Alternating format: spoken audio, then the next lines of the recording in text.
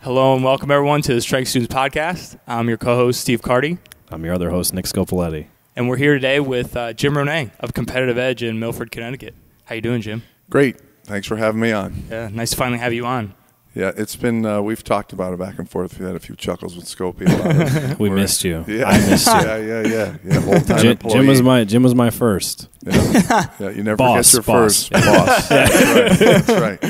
Well, yeah, I mean, we're always in your place here, and now you're here with us. Yeah, I see you. I'm wondering why are these people in my place and I'm not there. But now I know. That's how we got connected with Jim. He called us. He was like, "Why the fuck are you guys in my gym? Don't know what you're talking about." I don't know why you're there. I put on my little camera and see what's going on. There's people in there recording podcasts. Cool, for free. Yep. So we're here today to learn not only about you, Jim, and what you do, but primarily today we're going to talk about some speed stuff, how you train your athletes for speed and movement efficiency as well, and how that kind of ties into speed. So excited. This is one we're excited about. We were talking about it before. So this is something I don't want to say we don't really know too much about, and we don't really teach too much as personal trainers and stuff like that. So Right. You know. The speed aspect of things. So just to kind of start, like, give us a little bit about yourself. Like, who are you? What's a little bit of your background? I'm 50 years old. I graduated from Springfield College. Terrible school. Yeah, I know it. Kidding. Love it. Graduated from Springfield College in 1988 with a degree in science.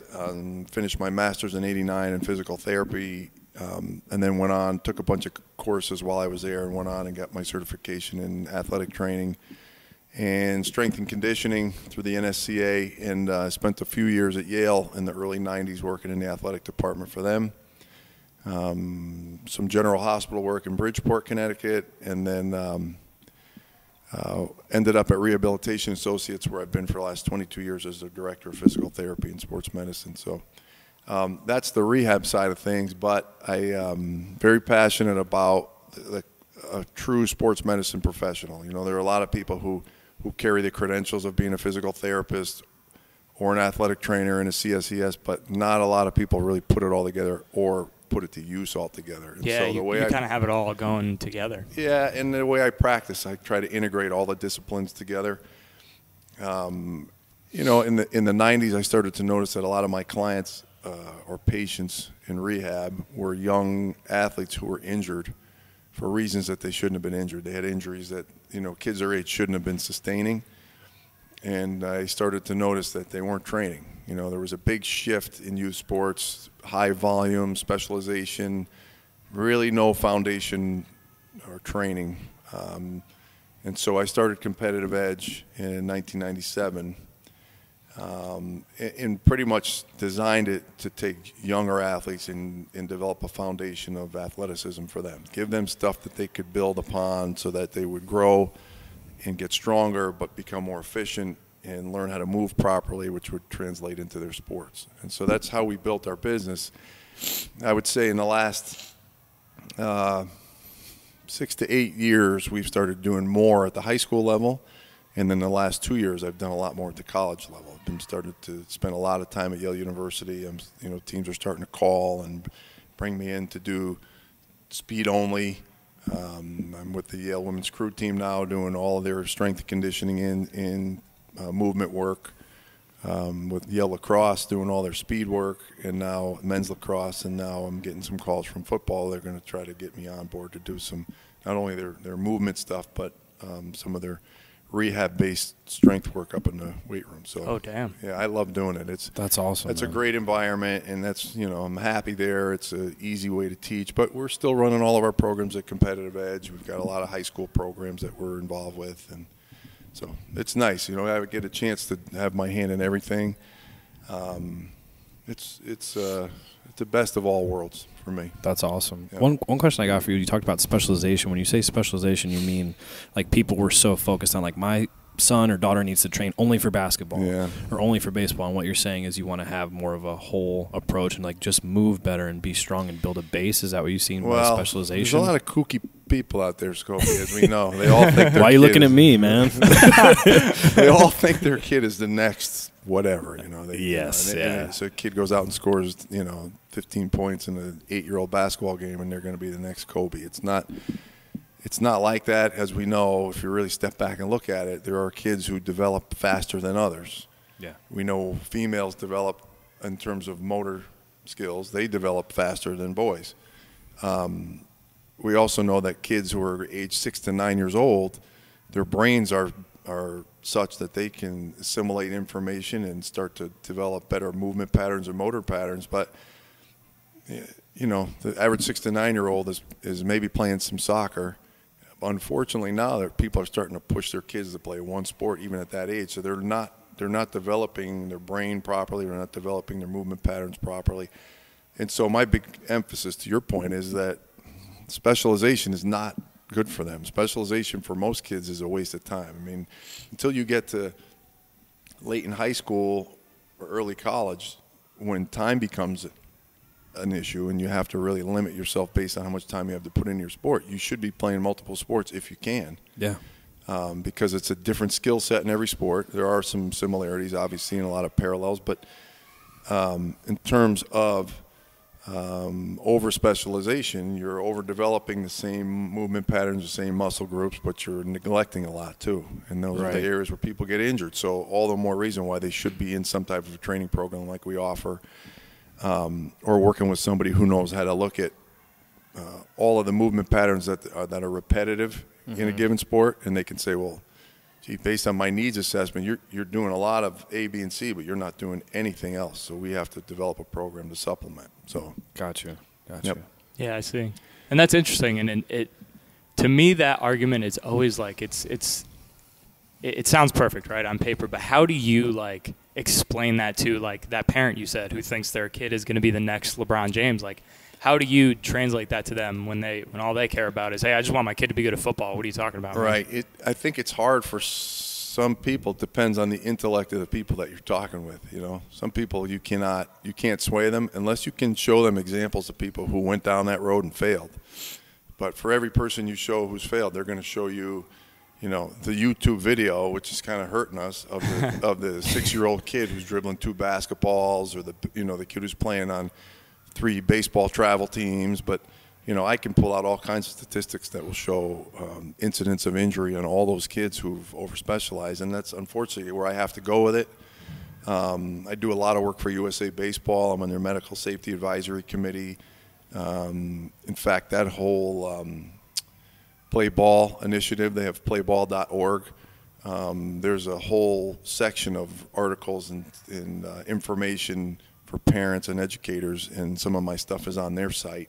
And USA Baseball has a medical safety page, and some of my stuff is on their site. And it's just a group of guys like me who are specialists in sports medicine or biomechanics, or Dr. James Andrews is on our committee, or a lot of people who have been in and around baseball, or in and around youth sports. There's a psychiatrist or psychologist we've had on the panel on and off for years. But those are the stuff, those are the people that we tap into because they have the statistics. We can show them, the incidents of Tommy John injuries and rotator cuff problems or back problems or things that in kids who constantly doing the same thing over and over again. It's just not good in terms of motor development. It's not good psychosocially. It's not good for kids to just be hammering away. Kids need to be kids. So right. There's a value to youth sports in terms of socialization, but there's also value to doing other things. Yeah, I got you. Mm-hmm. So we kind of keep talking about this term like specialization and over specialization. Right. Just kind of talk about that in like more of a broad sense. Like, what is over specialization, and like, what does it do to your body? What does it do to the psychomotor patterns? So I would say like a good example of over specialization is we'll take baseball as an example, or hockey. It's neglecting everything else and putting all of your energy. If you're looking at an athlete and training them, your skills development portion of your training program never ends. It's constant in the example of baseball, it's constant hitting and throwing. It's constant hitting and throwing 12 months out of the year. A little bit of conditioning, but it's just working on skills. It's like taking a kid and saying, I'm going to teach you how to throw a fastball, a curveball, and a change, and we're going to throw every single day. And we know that the body can't do that, especially a young developing body who there's no foundation of strength, right? So now you're just – and we also know that with at some point there's a certain number of repetitions, whether you're in the weight room or you're on the field, there's a certain point where repetition doesn't help you anymore, right? The old adage, practice doesn't make perfect, perfect practice makes perfect, right? So it may be that you get 30 good swings off a tee if you're a baseball player, 30 quality swings or 30 quality pitches, and after that your performance starts to suffer because the quality's not there anymore because you're fatigued. Well, why are you fatigued? You're fatigued because you have no foundation of conditioning. Right? Strength, nothing. The average parent doesn't know that. The average coach, Little League coach, youth coach, AAU coach, they don't know it either. And they don't know when to say when. So they see the kid's performance start to falter, and they say, well, you got to practice more. You're not. It's not that you're not strong enough or fit enough or mentally you're not able to focus for that long. You just need to pitch more. You got to throw more pitches. Yeah, you got to throw more pitches, which is, there's a whole Japanese philosophy behind that that's I don't want to get into, but with respect to baseball, but that's not how it works. It's what it should be is you're fatigued, your performance is starting to suffer, so now you're starting to teach yourself bad things, so we're going to stop. And we're going to maybe do a little cerebral practice and show you what you're doing wrong. We're going to use video, or we're going to have a talk, and then we're going to be done. We're going to review all the great things you did today, and we're going to have to show you some of things you didn't do so well. And then we're done for the day. And then we'll come back at it again tomorrow. But we are going to do some conditioning so that maybe you can sustain that performance longer. And I think that's lost in most parents, most youth organizations of every sport. It's all about let's just get more coaching and more skills. And in another prime example of that is we are, and Nick's been part of this because he's been with me, we're constantly marketing to youth teams, travel hockey, travel baseball, Little League organizations, basketball teams, whatever it is. Hey, you guys are on a travel program. If you want to be an elite travel program, which is kind of to me is a joke in and of itself, elite travel, but then you should train like an elite program. Right? It's not just going to practice and playing 1,000 games. It's what are you doing for conditioning and strength? So a few places are starting to bring in guys who are really not even certified or skilled, and we've experienced that, and they just run them around and make them tired and don't really know why they're doing what they're doing, or they don't understand the physiology or the biomechanics of what they're doing. We do. That's why, and we advocate for that, and we'll say, listen, your team will succeed because they're stronger, they're faster, they're more flexible, and they can sustain their performance. In a long day of tournaments, they won't crap out where, other teams are going to fall off the wagon because they're just exhausted. They can't, or they're going to get hurt, or they're going to get dehydrated. All the things that we would cover, they don't cover that. I mean, and so that's the problem with over-specialization is it's a business. There's – come to my basketball camp. Come to my football camp. Yeah, this is only for skiers camp. Play for my basketball I've dealt team. with that. And this isn't common knowledge either, what we're talking about right now. People just, it seems like common sense. Oh, I want to get better at basketball. I should just keep shooting and just keep playing basketball. And that's true. You have to practice your skills, right. But you have to practice a foundation of athleticism so your skills can grow. And you need to know when you need to take a break. Sure. And so, it became such a huge business in the last 10 or 15 years. You from here to Hartford, Connecticut, you would probably find 2 or 3 real AAU travel-type baseball programs. Now, there's probably 4 or 5 within a 10-mile radius of here. Yeah, there can't be that many elite players. Teams, Where are all these elite players? Right. I mean, there can't be any elite. I mean, how is that possible? It's in an area where there's 25,000 like people. It's kind of like what's the everyone gets a trophy type deal. Yeah, well, you're part of an elite program, but how elite is it? Right. You may have 3 elite players, and you're going to supplement your roster with whoever you have to because you got to pay the bills. Yeah. You got a place to run, and blah blah blah. If you want to be an elite program, then you add this component. You have to, you've got to distinguish yourself, but that means you have to pay somebody to come in and do that, and it's the finances don't always line up for those guys. So we're on our own. I mean, we're educated parents will seek us out. That's how we get our business. And word travels. And, I can try Instagram, and we are on Instagram, and I'm on Twitter, and I've tried internet advertising and all kinds of print. But it's a word-of-mouth business, and educated people come here because they know that there's something better for their kids. We've had kids who come here with their parents, and they'll say, I can't believe I spent so much money on baseball or basketball or hockey, and what you just taught my kid just made him, he just ran faster in an hour. And I've been chasing, I've been on this kick trying to get him recruited for years, and everybody says he's too slow, but I didn't know. Right. Yeah. I had a guy in here a few weeks ago. His kid's a catcher, hits the ball well. He's a really good defensive catcher, being looked at by some really good academic schools. He's just not. He's on the cusp, but he hasn't broken through. Mm-hmm. And it's the way he moves is what's holding him back. And his father found me through a very credible baseball guy in the area. And he came in, and we spent a session, and his father was like, holy smokes, I can't believe we hadn't done this sooner. Right. Well, and kind of like to your mention, too, I feel like, and I'd like to get your thoughts on this.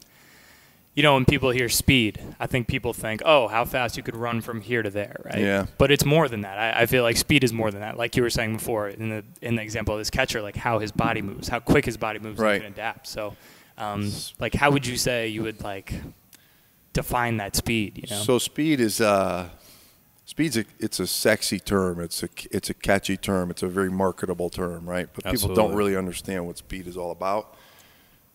Speed is more about efficiency. It's biomechanical efficiency. It's understanding how to make the motor run more efficiently over certain distance. And speed. So there's agility. That's another term people throw around. That's change of direction, but it still involves speed.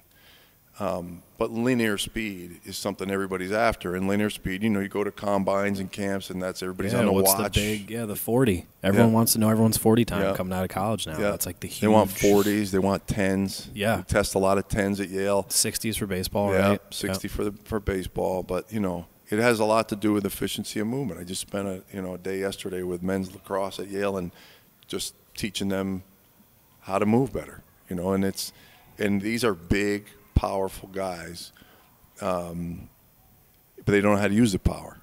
So if I teach them to be more efficient, now that power becomes really useful, right? In terms of how they play, on the field. And so, and there's speed, there's testing speed, and there's game speed. There are guys you test, and they look great in the combine. You get them on the field, and the dog's slow. Combine monsters, Yeah, but those are people who are trained to test.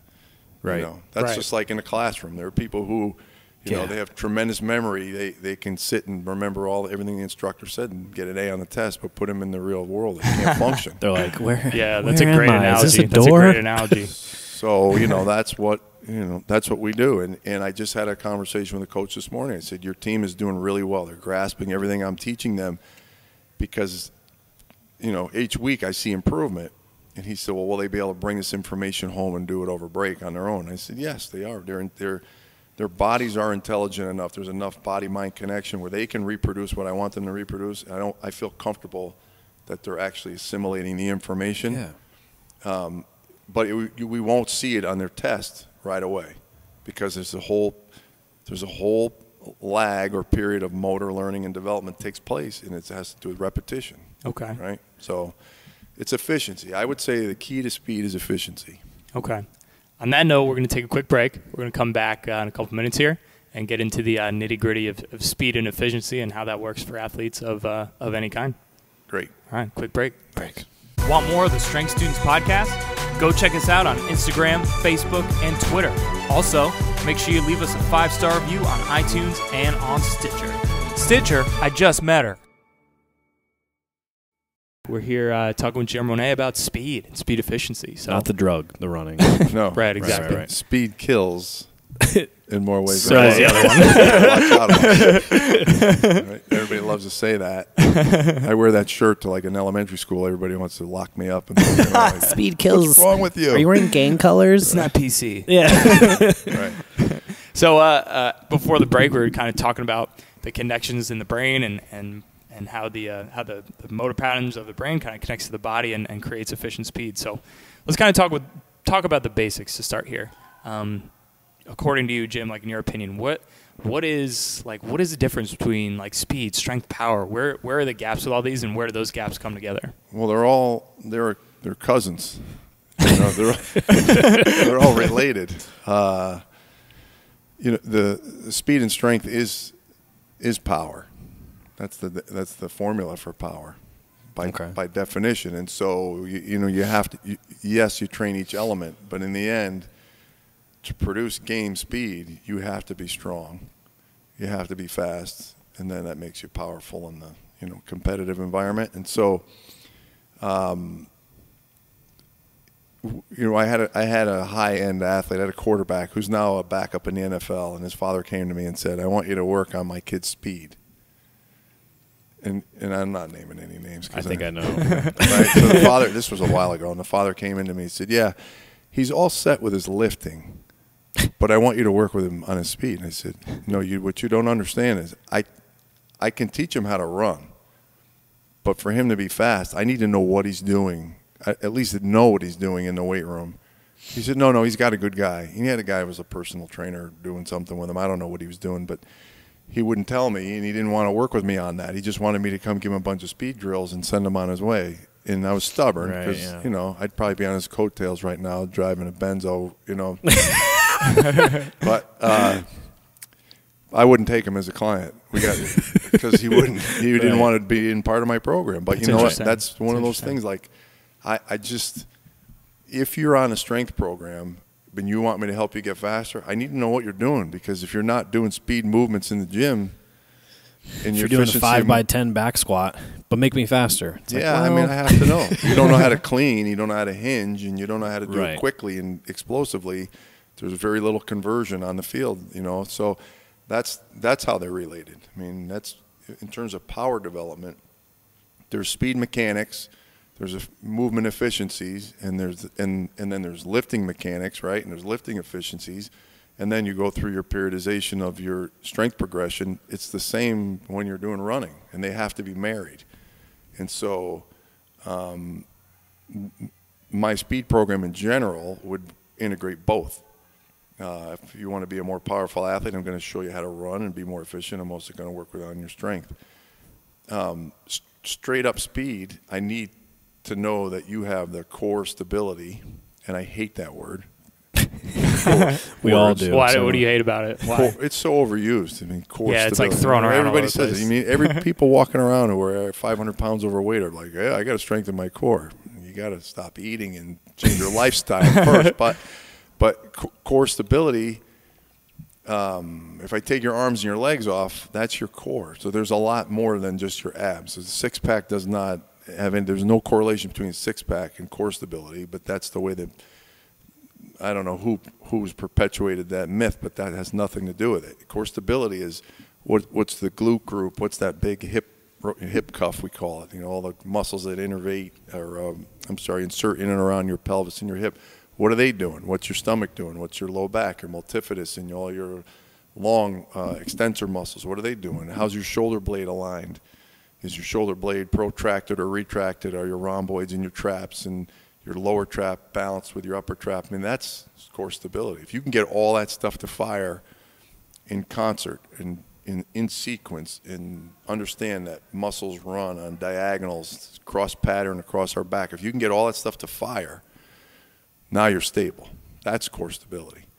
So before we run and before we lift, we activate and we try to attack all of those little muscle groups to get them to fire sequentially and develop a platform or a foundation of core stability, right? And then you can start to get into your speed development program. But the other thing is mobility. So now let's just say that we've developed a foundation of stability.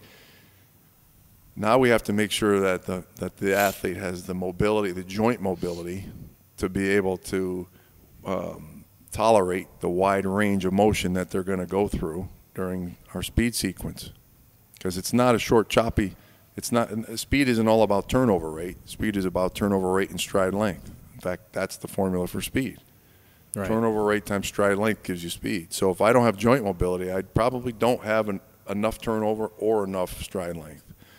So using your foam rollers, your lacrosse balls, your manual stretches, your dynamic, movement prep, or whatever you want to call your dynamic stretching, any type of joint mobilization that you can do using giant bands, or again, having somebody work with you on that. That's important to develop speed and agility, which we probably touch on. And then, and once you've developed all those things, now you can actually get into the motor patterning and the biomechanics of speed. So there is a lot that goes into it that people don't, they don't really get it. They think, well, speed means I'm just going to go run fast, and right. I'm going to pull a tire, or I'm going to run downhill, or yeah, I mean, there's benefit to that. There is benefit to that, but if you don't know what you're doing or your body can't tolerate it, you're not going to be able to sustain that, and you're not really going to benefit from that. You've got to be able to. You have to have. It's like anything else. You have to do the side work, right? Right. You always measure twice before you cut. You always, do the prep work before you paint. It's the same thing here. There's no different. You got to do the foundation work before you run, and then before you sprint.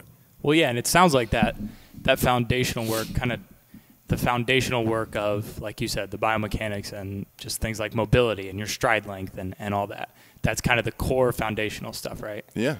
So it's almost like if your house was crumbling, right? If it's like the foundation is weak and crumbling, and you're like, man, I need to make my house better. So you start like painting it. Yeah. It's almost like the speed work, like I need to redo my kitchen because my foundation's falling apart. Exactly. Like pulling the sleds and the work with parachutes. It's like that's all beneficial stuff, but that seems like the painting the house stuff versus the foundational stuff. If you need to fix the foundation of your house first. Again, that stuff it's sexy, it's marketable, it looks great on YouTube. All the athletes are like LeBron awesome. James is running through the streets like with the parachute. Yeah, it's like, awesome. Well, he's also a freak. It's also it's so marketable though. So if I'm trying to build my business and I'm blasting the internet full of stuff, I'm showing people flipping tires and jumping up on huge boxes, and sprinting down hills and dragging stuff. Yeah. You're not showing someone laying on a foam roll like, want to get faster? It's a kid just like rolling his ass. You're not doing clamshells. Yeah. But this kid can't squeeze his glutes, so we're just going to try work on like clamshells, glute bridges. That doesn't look cool at all. It's not cool. But you know what? Well, what can you do? Yesterday I spent a day with guys who were really powerful, and I said, you know what? Okay, now you understand the mechanics of this. I'm going to take a step backwards and show you what you have to do before you do this. And they were like looking at me, kind of one eye open, one eye closed, and then they all did it, and they were like, "Holy smokes!" This is yellow cross you're talking about. They were great though. They were like, "Thank you." I feel they came in feeling lousy because they had been training hard all week, and I saw them after practice, and then they did all this stuff, and they said, "I feel better," and I feel like when we did our running, I didn't hurt, and I felt fast. So of course, because every time your foot struck the ground, your hip didn't buckle, your knee didn't go into valgus, you didn't have instabilities. Your leg hit the ground, your foot hit the ground, and the ground gave you energy in return, which is that whole amortization principle of plyometrics. Right. Running is a plyometric activity. What you want to try to do is generate a downward force into the ground, which is stationary. And if you're strong and stable, you're going to strike the ground on the contact point of your foot, and the ground's going to give you an unbelievable return. But if you have a weak link in the kinetic chain, all that energy that's coming up is just going to leak out. You're not going to get any return. You're not going to be able to reproduce. Even if you get one or two good strides, if you break down at yard 20 of a 60, all of a sudden your arms and legs are all over the place, and you may as well just stay home. Don't run the 60. Right. So that's the stuff that people don't get. The layman doesn't understand that. A track coach gets it. Track people, that's what they do. So that's what we teach. So where can someone start as far as, the progression from maybe it'd be your progressions too of maybe with assessment and then workout mobility, and like where would you start, and then how would you progress? I mean, we look at things. The FMS is helpful. I mean, I don't love every element of the FMS. There are some tests that I feel are more useful for my practice. Some of the tests may be better for other people, but there are elements of the FMS. I also use my dynamic stretching sequence as a way to assess somebody's ability to move, somebody's joint mobility, and somebody's dynamic stability. Because meaning like a dynamic warm-up that you have? Knee up, heel up, cradle, inchworms, lunges, and twists, side lunge, all that stuff. I'm watching the quality of how people move. And 9 times out of 10, an athlete will come here who's never really trained a lot, but who may be playing a ton of ball or a ton of hockey or whatever it is, and they'll say, oh, yeah, we do this. Oh, yeah, let me see you do it. Oh, our coach runs us through it. They spend like 5 minutes on it, and I'll have the kid go through it, and it's awful. Their body's not aligned properly. They don't know how to hinge at their hip. They have no single leg balance. Every time they're on one leg, their proximal hip shows weakness because their knee drops into valgus or the hip collapses. But they're doing their stretching. They're just not doing it well. But so what does that mean? Every time they stretch, they're reinforcing the wrong movement pattern. That's bad efficiency of movement. So let's say somebody goes home and has all the right intentions, but they don't know what they're doing. They're just teaching themselves how to run, inefficiently. It's like we say with distance that, people say, I want to get faster. I run 5 miles a day. Great. You're going to be great at running 5 miles, but you're not catching anybody. No. And so it has to be applicable. It's got to be efficient. It's got to be right. So we'll take them through some modified FMS. We'll take them through the whole dynamic sequence, obviously teaching them how to do things properly, but watching for flaws and faults, biomechanical flaws and faults, making notes on all of those things. We'll use all of our little mini band and giant band exercises for corrective, to use the word corrective, that gets thrown around a lot too, but it's activation, and we're just trying to teach people how to use their muscles right. How corrective, I don't know if it's corrective, it's therapeutic. I mean, we use it in rehab, been using it in rehab for the 30 years I've been practicing. But we use it as a way to set the foundation based on what we see during their FMS and their dynamic movements. And then we get into the mechanics. Okay. Right. So it's a lot. Somebody comes here for a 1 hour session. The first 40 minutes is me just figuring out like what their problems are, or what they're good at, where they're dominant. And then the last 20 minutes is, okay, I'm going to show you like 4 things that you need to go home and work on. And they're simple things. They're like, I don't know if you want to get into that now, but there's, the simple progression of, do you know where your foot's supposed to strike when it hits the ground? Do you know what your foot's supposed to do when it leaves the ground? Do you know where your foot's supposed to go when your hip goes to 90? Where should your heel be? What direction do your arms move? How far should they progress, in front and behind your body, and all the elastic properties that your muscles and tendons can use, to leverage movement, better efficiency movement, more powerful movements. Mm-hmm. So we have a real lengthy conversation about each body part and how it relates to the other and how it influences our ability to move. And once they understand that, then we'll reinforce with drills. So we don't drill first. I sit them on the ground and say, put your finger on this part of your foot. This is your contact point. This is what must strike the ground. Do you feel it? Do you understand it? Yes. Okay. Next thing, stand up. When your knee rises, your toe needs to dorsiflex, needs to come up off and set like a spring so that when it strikes the ground next time, it's ready to produce power. When your hip goes to 90, your knee goes to 90, your heel should be under your hamstring, right? And then we talk about the difference between front side and back side mechanics. Most people who don't know any better are very front side dominant. If you ask the average person on the street, what would be one of the best drills to teach you how to run fast, they'd say high knees, which is a turnover rate drill, right? Because it's all about striking and recovering, but that's only half the equation. That's the front side, that's the pull, mm-hmm. And then the other side, the physics side, is for every action there's equal opposite reaction. Well, we're gonna drive from our back. So this is where all that quote unquote core stability comes in. I raise my right knee, right hip to 90 degrees. If you can visualize that, I have to tighten my glute on my left side to produce stability, so that I can drive my right knee down. Right, so I drive using my glute on my right side, and my hamstring and my calf. That's the back side. That's what we say front side, back side. Those are my posterior chain muscles that I would train during my deadlifts, some of my pulling movements. So now you can see the connection. And then I stabilize on my left so I can drive my right. As soon as my right hits the ground, now the reverse roles take place. I have to tighten my right hip, strengthen my posterior chain so I have something to drive off of. I drive my left knee, hip at 90 degrees, dorsiflex the foot, and get ready to drive opposite side. So that's lower half. At the same time, I'm bracing my abdomen. Right. My shoulders are retracted somewhat. My eyes are really critical because my eyes are going to dictate where my body goes. So if my eyes are out in front, I can get my head and shoulders and posture out in front of me. If my head's forward, my body's going to chase my head because my brain's in there. It's a reflexive thing that, again, something a lot of times people don't really get, but head and eyes determine body from the time you're little. So that's, when little kids, it's a reflex that helps us because it protects our brain. So if I grab you by the ear and pull you forward, your head's forward, your body's going to chase. Because it hurts for you. You don't want me to grab your ear, obviously. Nick likes it, but no. Right, yeah. But that's how you hired me. I mean, there's all these little nuances. There's all these little mechanical things, and those things are what make us efficient.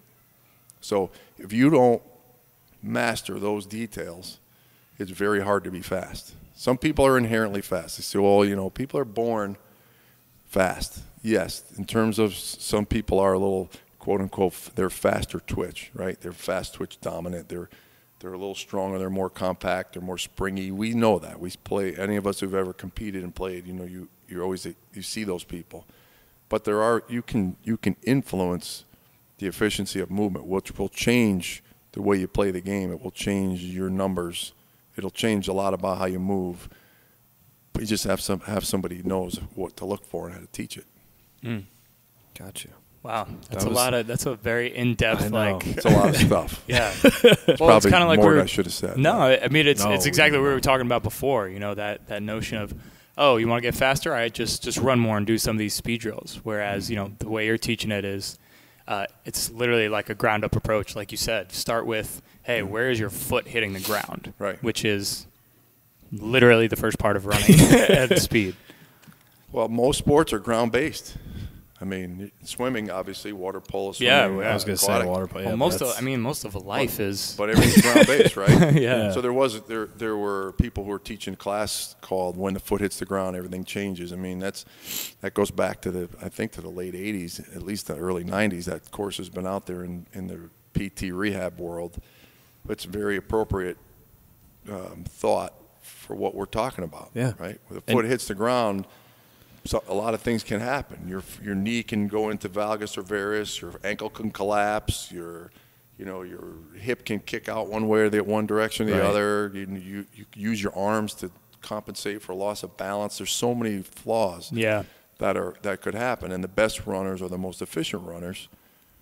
You may not be that hyper twitch fast animal. But if I clean up all your mechanics and make you as efficient as possible biomechanically, you have a fighting chance to be fast. You'll be in the game for sure. You're going to be in the game for sure. Yeah, the foot stuff, like Steve and I went to Perform Better this year, and like how much of the stuff we're thinking like, all right, it's Perform Better, we're learning all these new cool, sick programs, exercise. They spent so much time. There's so much about the foot. Yeah, well, it's your foundation. And the striking. Todd Wright. Todd Wright on coaches for the 76ers, strength coach for them. There's the woman who she's a foot surgeon, does the barefoot certification for that. All about the foot. That's all it was about, and how it affects, just like you said, the back and the hip, and that's something that kind of just gets thrown to the side. And I use a lot of orthotics in my practice. I've been using them for years. I was trained with some foot and ankle surgeons early in my PT practice, and so. I used to make orthotics for people, and I kind of got out of that. But we work with some companies who have some great prefab devices.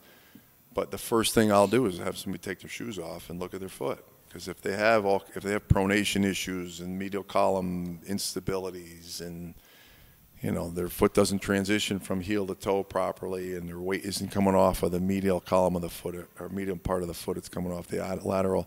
Those are all areas of inefficiency. Those are all things that are going to break down. And you have to remember, when the leg strikes, if it's striking properly, it's 6 to 8 times your body weight coming down on that foot, right? So 200-pound person, right? That's 1,200 pounds. Yeah, or more. I was just about to say. On a 200-pound guy, it could be more. It could be 1,600 pounds, right? So it better be right. And if it's not right, it's gonna. It just blew my mind. Eventually, it's gonna blow up. Eventually it will blow up into something bigger. If it's not the foot, it's going to travel its way to the knee. If it's not the knee, it's going to travel to the hip. And a lot of times what happens is in a younger, stronger athlete whose legs are strong and hips are strong, it goes to the lower back. There's a huge incidence of lower back issues in people who have foot insufficiencies. That would be me. I was just about to say, this guy can tell you all about it. Yeah. So what? And we've been talking about the foot, and you look at people's feet. I'm curious as to what do you think about the whole? This has been popularized, I guess, the past few years. Like, what do you feel about the whole like barefoot running, barefoot training, how shoes make our feet? Like, how do you feel about that?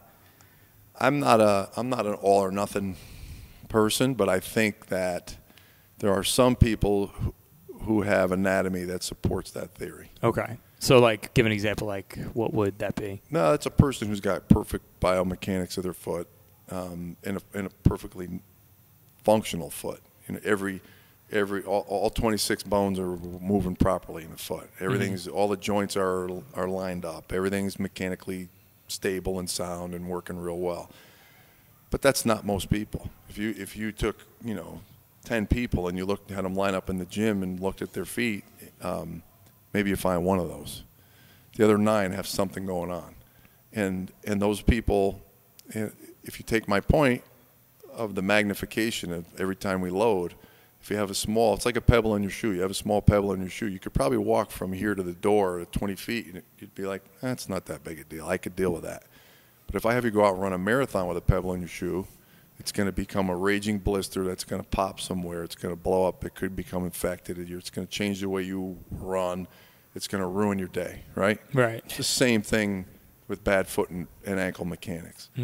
So why would I want to expose somebody to that? Right. I'm not going to do that. I'm not going to say you should go run barefoot, even though you have a pronated subtalar joint and your first ray doesn't move properly, or you don't have enough range of motion in your first metatarsal phalangeal joint. Don't worry about it. Just go run barefoot. I wouldn't do that. There are some people who have perfect mechanics.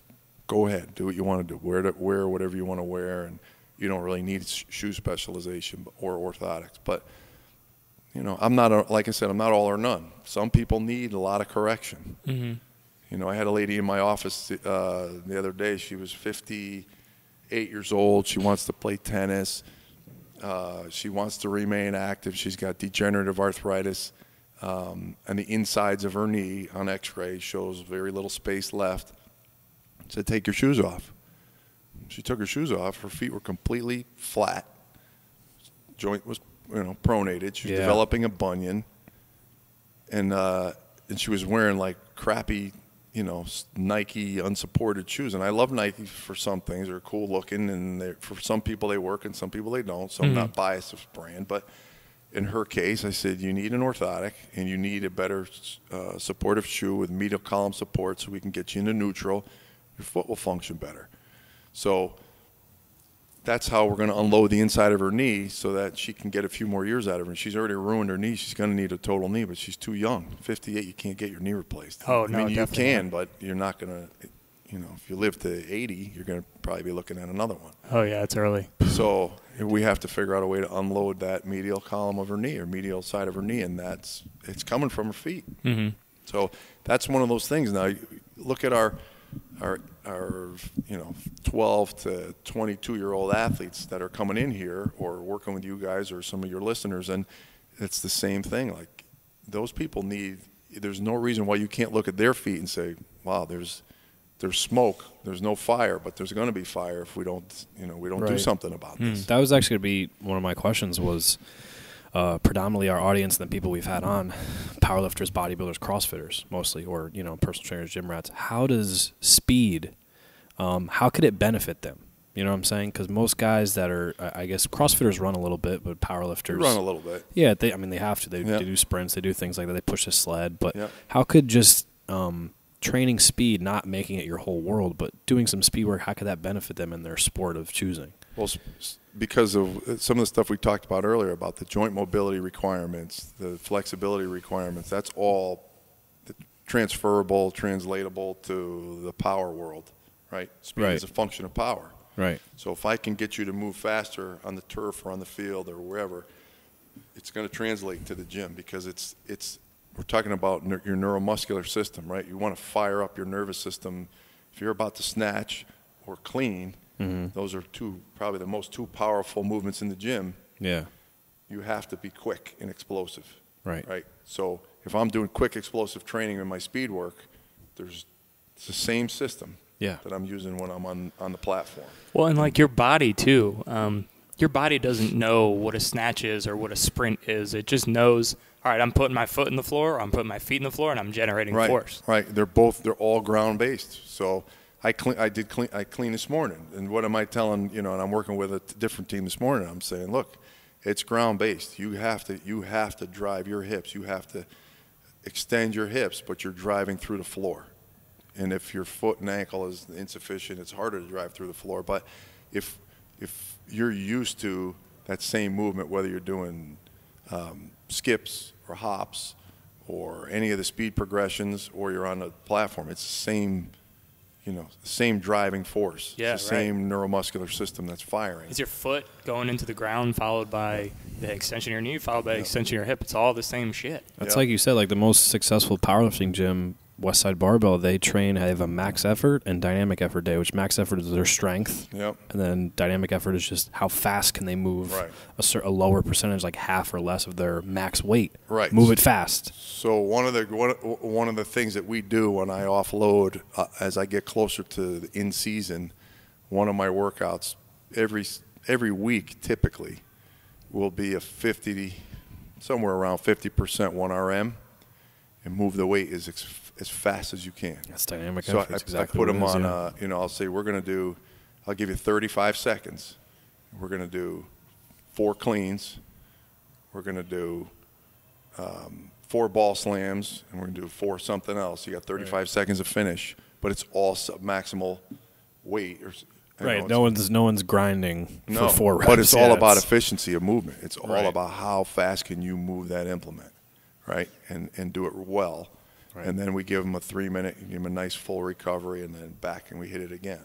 And we'll do that in push-pull, or leg pattern. Like, the classic is we'll do some type of a squat, whether it's a suitcase squat or a front squat, and then drop the bar after 4 reps. They're fast, they're light, pick up a plate, 4 or 5 plate jumps, clear the hips, work on a hip extension, drop that, and then do 4 box jumps. Right. It's all inside of 30, 35 seconds. Pure power. No negative, all one direction, all concentric. Right. No concern about unloading or decelerating. It's all one direction. Gotcha. So what would be, kind of wrapping up our points here? What would be maybe 1 or 2 pieces of advice you'd give someone who, whether it be, that AAU baseball player or like a CrossFitter or powerlifter, someone who's trying to, whether it be increase performance in the gym or whatever, what would be 1 or 2 pieces of advice to them to increase their speed and performance and movement efficiency? I would say you have to master a good activation program to set the foundation. You need to master a good dynamic flexibility program, and then you need to learn the mechanics. It's so important to understand the mechanics, right? And you can't reproduce the mechanics unless you have the foundation of stability and mobility. So it's crazy. These are all the same principles that we use in rehab. You can't rehab somebody who's had a rotator cuff surgery or a labral surgery or any type of hip, any procedure. It's always the same thing. Restore range of motion, restore joint mobility, restore proximal stability, and then you get into the more distal functional stuff. Right? But everybody always wants to go to the distal functional stuff too. Everybody wants to stand on a physio ball and juggle. The stupidest thing I ever saw. But they all want to do it. That's the only thing I do for working out. Yeah. That's it. Well, it's great, Well, but that's what people want to do. Well, really, you can't do it. Think about that. There was this big trend where people were taking physio balls and doing all that stuff. I use it as an illustration. The point is, you can't do anything that's functionally challenging unless you have the foundation of stability, mobility, dynamic flexibility, and then you have to understand the biomechanics. Okay. So activation, mobility, stability, and then the biomechanics. Correct. And then activation just meaning like we were talking about before, like when your right leg comes up, your left glute has to. Knowing how to fire sequentially. So like Nick was saying earlier, like the clamshell exercises, mini band, side steps, giant band side steps or front squats or starfish walks or some of the things that are they're trending out there. But there's all kinds of stuff you can do with mini bands, bridges, gunslinger walks. Those are some of our favorites, and then whole dynamic flexibility routine on top of that. And then you can kind of get into your speed work. But that's predicated on having somebody who can teach you the mechanics. I still do the CE warm-up. I still do it. It's works. You know what? I still do it. People used to think it was I should crazy. start doing it. I mean, It's simple, yeah. I used to coach youth baseball, a lot of youth baseball. And the joke in the league, when I got into the league, my kids were just like every other kid, except they were doing this stuff. Nobody knew that. But you had them in a lab. I actually have film of my kids at 6 and 8 years old doing exactly what I just described to you. I did it I had to teach a class. So I had them in the front yard doing all this stuff. And my kids went to college. House? Yeah, at my house. My kids went to college, and I'm not one of those crazy, wacky fathers, but when my kids went to college, they had to get tested by their strength conditioning coach, and they were head and shoulders better than everybody else. Well, if they started that when they were, what you said, 5 or 6? It's 6 and 8. Because Holy the quality of their movements at the time when their brain was ready to digest all that stuff, their movements weren't great then, but they've been doing it ever since then. Right. And so they've been refining. So it doesn't matter how tall they are, how small they are, or whatever it is. I'm not saying they're superhuman, but they're always in the top 10% of in terms of testing. They're always up there because they have because my wife was a freak. No, genetically, because they have some decent genes, but because it's all they know. Right? So my advice to somebody who's listening says, well, I train a younger population is, well, you got to teach them when they're young, because so when I coached youth sports, every kid I drafted or every team I coached, they had the same routine. We would do it, and all the other coaches would be like, "What are you doing? That's stupid. This is baseball. Are you gonna pick up a ball start today? Throwing, yeah." And I'd be like, "Yeah, we'll pick up a ball when we're ready to pick up a ball." And I would draft some of the kids that, like, people would be like, "Oh no, they're not. They're not the A kid. They're not the best kid." We made the playoffs and made it to the finals every year because the kids who were at the bottom of the bottom rung players became better athletes. So even the kid who, the chubby kid who couldn't run well, he knew how to lay down a bunt. He could posture his body, get in the right position, and beat it out. When, my kids could feel the bunt. They could just move and do things that other kids couldn't do because they were used to it. Their bodies were used to it. So that would be another thing that I would advise, people who may be listening. I do some youth stuff. It's not glamorous. It's not baseball. It's not football. It's not hitting and all. It's not like skill development. It's making your kid a better athlete, right? And the kid becomes a better athlete. They become a better baseball player, better hockey player, better swimmer, better football player. It's like to use you go back to your analogy. It's building a house with a real solid foundation. Right. Right. That's the same with speed too. Your kids are doing well. 2 college baseball players. They're pretty good. They're not bad. One at Yale, one at Merrimack. I'll throw them some cred. Yeah. What's up, guys? If they're listening. Well, I'll make sure they listen. Oh, they're yeah. good. They're doing really well. Yeah, exactly. They're doing really well. Nice. So you would say that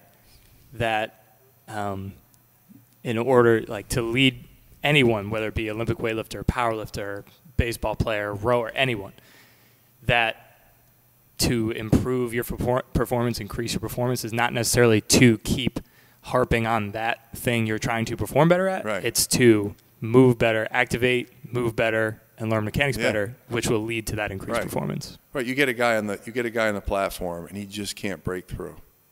Right. It's not that he's not strong. He's probably just not efficient. Right. These guys train they're animals. They train hard. Yeah. They're dedicated. They deserve a ton of credit for everything they put in. And somebody needs to figure out why they're breaking down. And there's probably one little thing biomechanically that's allowing their knee to go into valgus or their hip to internally rotate. And that's a weakness. Right. Once there's a weakness in the chain, the motor doesn't run well. It just doesn't run well. You have to figure it out. You got to find it. If you throw a powerlifter on an Olympic weightlifting platform, they're clearly strong. but it's like getting the movement efficiency down. Like they're strong as can be. Yeah. But getting that movement down is tough. And it's pretty cool when you see a guy, you know, throw a huge load on the bar and watch him move, how fast they move. Right. Right? Those guys, that's power. Right? Yeah. Speed and strength is power. Yeah, I watched one of the fastest snatches I've ever seen in my entire life the other day. Yeah. It was over, I think it was over 200 on the bar. Yeah, probably over 200 kilos on the bar. It was like the fastest thing I've ever seen. 400 something. Yeah, fastest thing I've ever seen. Yeah. But the way he caught it and the way he got into his snatch was even more impressive. Like Right. the efficiency of the movement. So I tell my kids at Yale, I'll say, you're moving around the bar.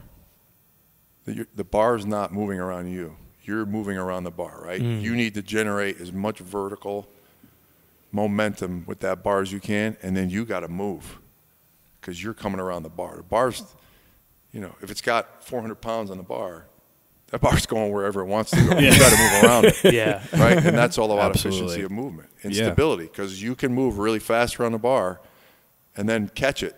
But if you're not stable enough to take the force, it's going to collapse. You're going to collapse. Oh, yeah. So it's all about you have to learn how to move around that bar, and you need to be fast and efficient.